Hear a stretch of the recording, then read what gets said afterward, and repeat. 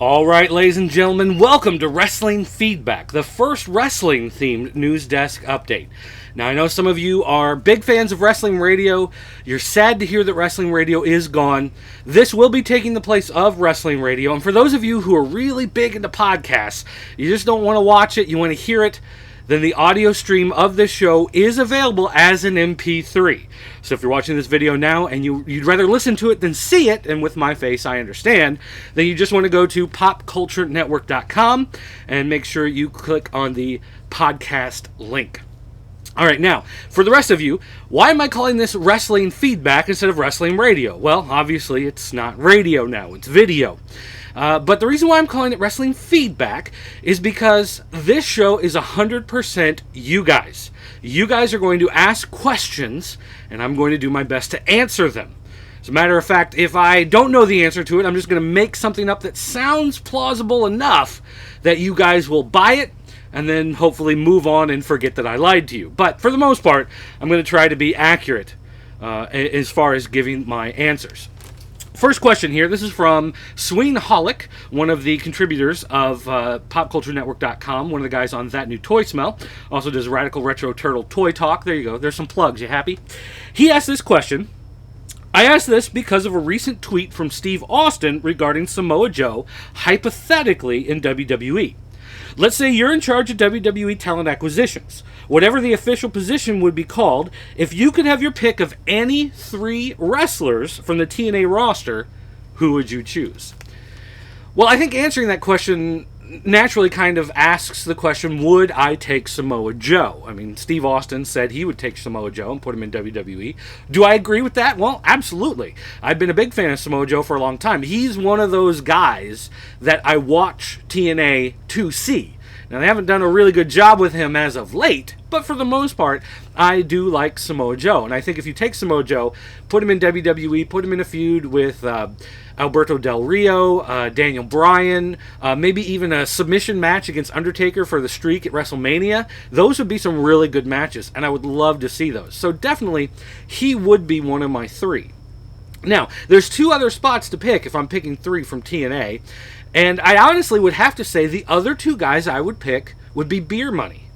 I would love to have a good, really good tag team in WWE to help reignite the tag team division. And while Air Boom works pretty good as a team, and I like seeing them together, even though they have a really horrible name, who are they going up against? I mean, Cody Rhodes and Ted DiBiase, they're starting to do a switch on Cody Rhodes, turning those 2 guys against each other, so that's not going to happen. The Usos, they never really got off the ground. I mean, tag teams in WWE, unless you go to like the Core or the New Nexus or, some of those failed stables that they tried to put together, that just a couple of guys are still together working as a team, there really are no good tag teams. So I'd love to see Beer Money come in. That would be my number 2 and number 3 pick, to bring those guys in and have them really light a fire in the tag team division in the WWE. And I think if you had 2 high-profile teams like Beer Money and Air Boom in a nice, 3-month, 6-month rivalry going back and forth for those tag belts, it really would get a lot of other guys on the roster interested in being tag teams, and you'd see guys starting to go, hey, we'd like to work tag team for a while. And so I think that would be great both on camera and also behind the scenes. So I hope that answers your question adequately. This comes from SpiderFan05 from the boards at PopCultureNetwork.com. He says, okay, here's my question for your upcoming wrestling news desk. Though it may seem unlikely, do you think John Cena will turn heel anytime soon or during his angle with Del Rio? That's all I've got to ask. Thanks. Well, actually, SpiderFan05, I really don't see it happening anytime soon. The 2 main reasons is that, 1, John Cena is still probably their number 1 merchandise guy. Even with everything that's been going on with CM Punk and him being this rebellious babyface and all that type of stuff, John Cena is still their number 1 merchandise guy. He sells more shirts, he sells more action figures, everything like that. Headbands and baseball caps and wristbands and, everything else. So until that really falters, there's no need. And as much as people say, well, it's just the little kids and the women who cheer him and all the men boo him, even if that were true, and it's not, but even if that were true, he's still selling more merchandise. He's still a bigger draw. My son, he's one of the favorite guys that my son goes to wrestling shows to see. When they come do house shows here in town, for the most part, WWE house shows, I really don't care that much for anymore. They don't run them the way they used to. It's not about putting on good matches or letting the guys, work the crowd. It's more about just kind of, doing test runs of matches that they're going to be putting on TV or pay-per-view. But all of that aside, my son really wants to go because he really wants to see John Cena. So, yeah, I don't see John Cena turning anytime soon because he's still that top draw. And number two, they don't really have anyone to replace him. There are no other big baby faces that are set to take his place. You can say that CM Punk, stands there as a big baby face, but even when he took the championship and left, and was running around doing all that other stuff for a couple weeks, he would go to the Cubs game or the White Sox game, whatever it was, and the announcers, the commentary guys doing the baseball game goes, "Oh, there's WWE Heavyweight Champion CM Punk. He looks a little small and scrawny to be a heavyweight."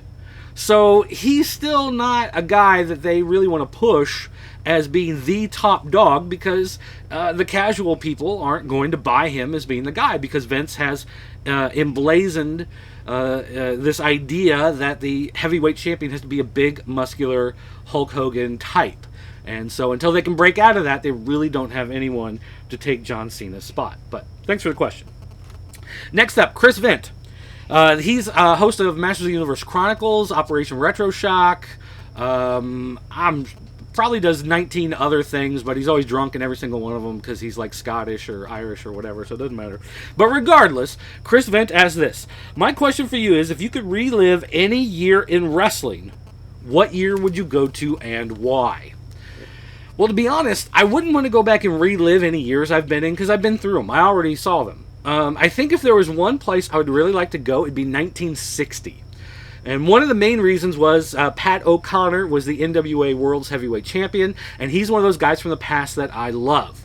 I can pull out any of his matches. Really doesn't seem to matter which one I find. I always enjoy it. He's a great wrestler, dynamic. He could come back today and be one of the top guys. I think he's dead. But still, if he was in his prime today, he'd still be one of the top guys. He wrestles so fantastic. I love watching those old matches.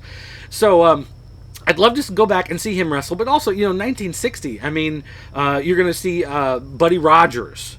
You're going to see Harley Race. You're going to see Ray Stevens. You're going to see Vern Gagne. I mean, they're great guys in 1960 doing a lot of wrestling. Actually, I say Harley Race. I don't know if he'd actually started yet. I may take back the Harley Race. But the other guys still, great time, 1960. Yeah, that's probably the place I'd go to. And especially, go back to an arena, have one of those high-end cigarettes, have some scotch when you could actually sit there and drink a scotch in the arena. Good times. You know what I'm saying? All right, so 1960. That's my answer on that one. Next up, the hybrid one, Tony. He asks, are they going to bring back WWE ice cream bars? First part. No, there are no plans. I would love to see it. They keep joking about it. They keep trying to push Good Humor into doing it. But to be quite honest, Good Humor really had no plans. When CM Punk mentioned the ice cream bars, it was just a throwaway line, just because he thought it was some fun history to talk about. But there were really no plans to bring them back. And two, why does TNA suck so bad? You realize we have a limited amount of time here. Actually, I'd have to say the number one reason why TNA sucks so bad is because people won't stop watching it. TNA, it doesn't seem, no matter what they do, they push. We're a pro wrestling company. They do really good wrestling matches. They get a 1.1 rating. So they say, we're going to be sports entertainment. We're going to do a lot of skits. We're going to do a lot of backstage stuff. They get a 1.1 rating. They go to Monday nights, they get Hulk Hogan, Eric Bischoff, they go live, they do a great rating the first week, second week they get a 1.1 rating. So it seems no matter what they do, they get that same rating. So they just kind of got to a point now where they say it doesn't matter. If we have guys wrestle and they get hurt, then we can't put them on TV. So instead, we're going to fill it up with a bunch of goofy skits. We're going to have a lot of shenanigans, antics, whatever vignettes, without any real good wrestling. And we're going to call that TNA. And or now they're calling it Impact, as a matter of fact. So I think the problem is people won't stop watching. I don't know of anybody who watches it and says, oh yeah, this show is superior to WWE. But I know a lot of people who say, I'll never watch WWE again, so I watch TNA. And they don't like it. They don't think it's good. But it's not WWE. They refuse to watch WWE because they were big fans of WCW or whatever. And so they just keep watching TNA. If they would stop watching TNA, if it would drop to like a 0.6 or a 0.5 every week, then they would go, hey, you know what? We've got to do something. But right now, as it stands on Spike TV, their 1.1 is, I think, better than the network average. And they do fine in their time slot, so Spike is more than happy just to keep them on and keep them doing their thing. So I think if TNA really started to hurt in the ratings a lot more, drop to about half of what they're at, then they'd go, okay, now it's time to make a change and hopefully get rid of Vince Russo, Ed Ferrara, some of those other guys, because, they used to have guys who knew wrestling. They had Dutch Mantell, they had Jim Cornette, they had Scott D'Amore, guys who actually knew how to put together good wrestling matches. And those guys have all gone away. And so really the problem is you. Well, not you specifically, but viewers. People who still watch TNA every week. Stop it. And then maybe we can get it healthy again. And our final question here today. This also comes from the hybrid one. He asks, who do you think will defeat The Undertaker at WrestleMania? Well, I have to say the problem is, I really don't have a good answer for that right now. Undertaker is still out. He hasn't come back. There have been rumors of programs of him with Del Rio. There have been rumors of programs of him with CM Punk. There have been rumors of programs of Steve Austin coming back to face Undertaker at WrestleMania. All of these things right now are just rumors. If I had to put a bet on anybody, gosh, I don't really know. I guess I would say with...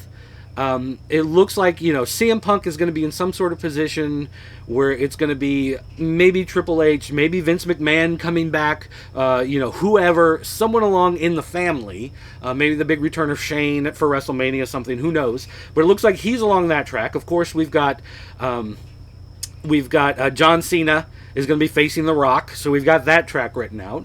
So, where's that going to put Del Rio? And quite honestly, I think maybe it could be Del Rio doing Undertaker because, let's face it, they're going to have Undertaker be a Raw guy. They figure Raw is the #1 brand. SmackDown's the B show, even though they're doing Raw as these super shows to get the SmackDown people on Raw to try to give them a push and try to make them look like stars in front of everybody. It's not really working because of the way they book them and the way they're booking SmackDown. So, I would guess at this point, my bet would be on Del Rio, but we're still a long way away. We still have to go through Survivor Series and, of course, Royal Rumble, and I think that's going to lay out a lot of things a lot clearer. But that's assuming Undertaker comes back for WrestleMania. We think he will, but, he's hurt, so you never know what he's capable of doing. All right, folks. Well, that's about all the time we have for today, so we're going to go ahead and wrap it up. But I want to thank all you guys for writing in your questions. And remember, if you're watching this and you want to submit a question, send an email to dirt@popculturenetwork.com. It's right there on the screen there. dirt@popculturenetwork.com. Or stop by popculturenetwork.com, come to the forums, find the pro wrestling section, and leave us a question or comment there. Also, if you leave a comment there, other people can put replies to it, and maybe we'll get a good dialogue going. So don't forget to leave comments. Let me know what you think are good answers to some of these questions, and we'll see you next time here on the News Desk. Dirt, call me.